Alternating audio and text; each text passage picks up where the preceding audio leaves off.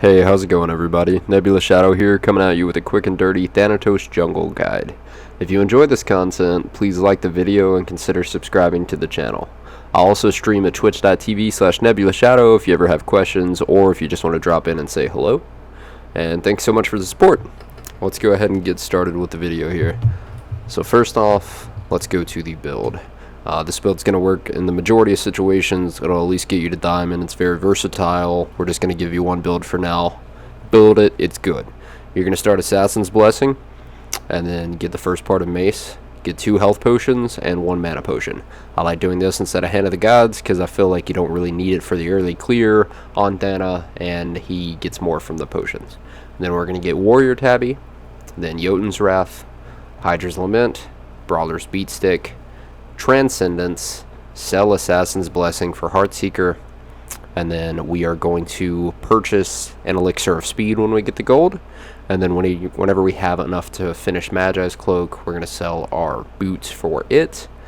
And then if the game goes on long enough and you have the gold, you can sell Hydra's Lament to get a Blood Forge really late game if you want a little bit more power and sustain. Alright. And whenever it comes to the ability order, this is how we're going to level it. I'll just keep that there for a moment, that way you guys can get that.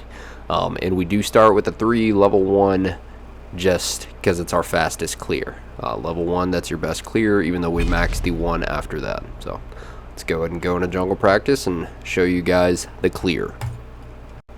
Alright guys, here we are at the speed buff. Now for relic selection, I usually go blink into beads. If they have a certain god like Poseidon, if you need to go Aegis, you can also start beads and then go into Aegis instead.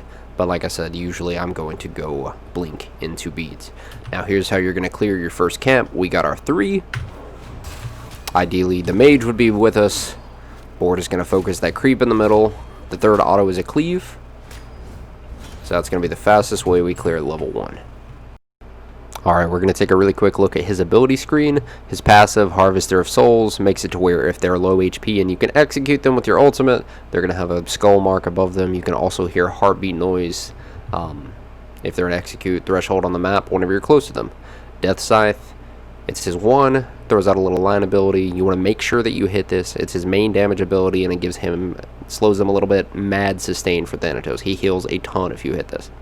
His 2 is Scent of Death. Gives him some extra penetration and movement speed, especially against low health targets. His 3, Soul Reap, he swings his scythe in front of them and it silences enemies for 1 second so they can't move or react to anything.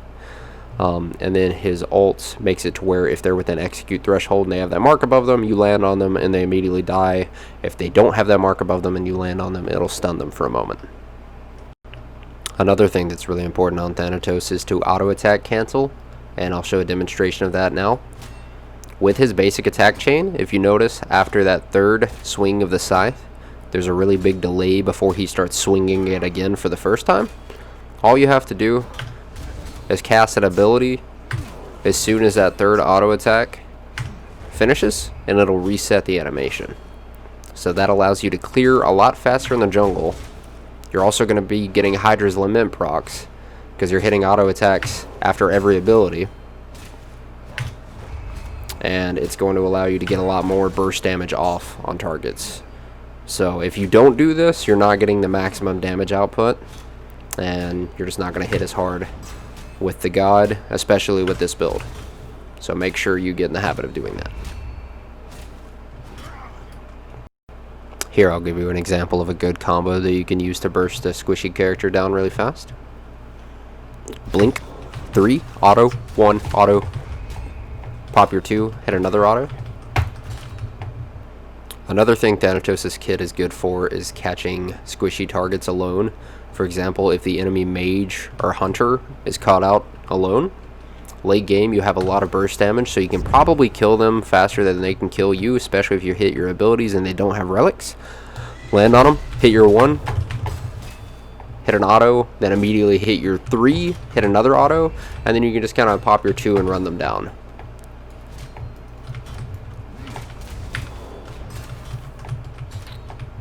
But if you cancel those auto attacks, you can just kind of spam abilities with auto attacks in between them to where it gets that Hydra's Lament proc, and you'll do a lot of damage really fast.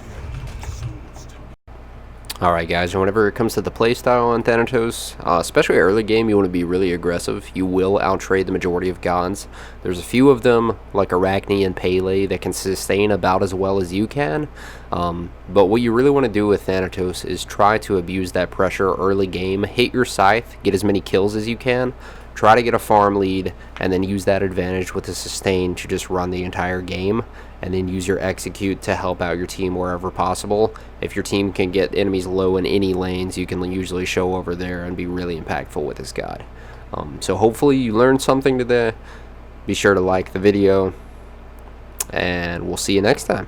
If you got any comments or concerns, post them down below. Peace.